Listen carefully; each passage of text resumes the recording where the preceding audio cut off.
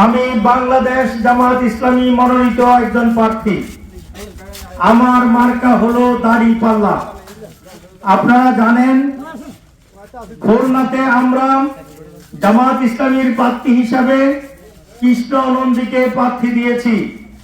খুলনাতে কৃষ্ণ নন্দীর মার্কা হলো দাড়িপাল্লা, আর মিরসরাইতে অ্যাডভোকেট সাইফুর রহমানের মার্কা হলো দাড়িপাল্লা।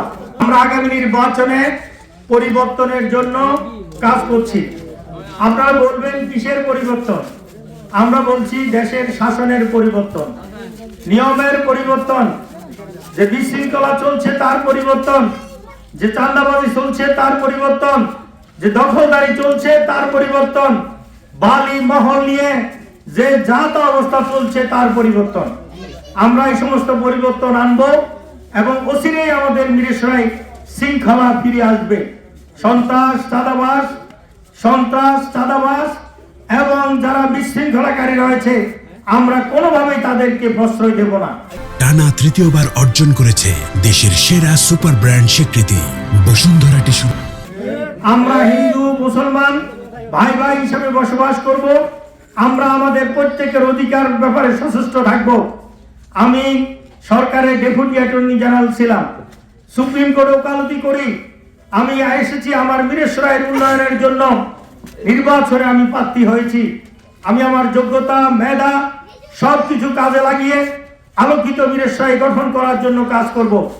আপনারা আপনাদের পরিবারের দিকে খেয়াল রাখবেন, সন্তানদের দিকে খেয়াল রাখবেন, তাদেরকে লেখাপড়া করানোর ব্যবস্থা করবেন।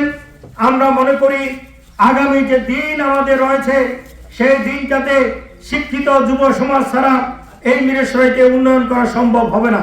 তাই আপনারা আপনাদের সন্তানদেরকে লেখাপড়ায় ক্ষেত্রে বিশেষ ভূমিকা রাখার ক্ষেত্রে আপনারা অবশ্যই সহযোগিতা করবেন।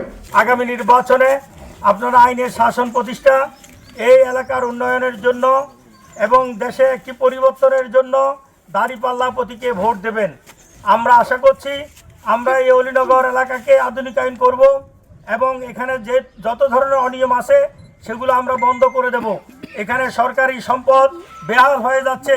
কিছু সংখ্যক ব্যক্তিরা এককভাবে বালি উত্তোলন করে এই এলাকায় ক্ষতি সাধন করছে এবং জনগণকে কষ্ট দিচ্ছে। আমরা চেষ্টা করব আগামীতে এইসব বিষয় একটা শৃঙ্খলা প্রতিষ্ঠা করে এই এলাকায় সামাজিক ন্যায় বিচার এবং সামাজিক সুশৃঙ্খলা আমরা এখানে নিশ্চিত করব ইনশাআল্লাহ। বাংলাদেশ জামাত ইসলামীর পাশে থাকবেন, দাড়িপাল্লা প্রতীকে ভোট দেবেন।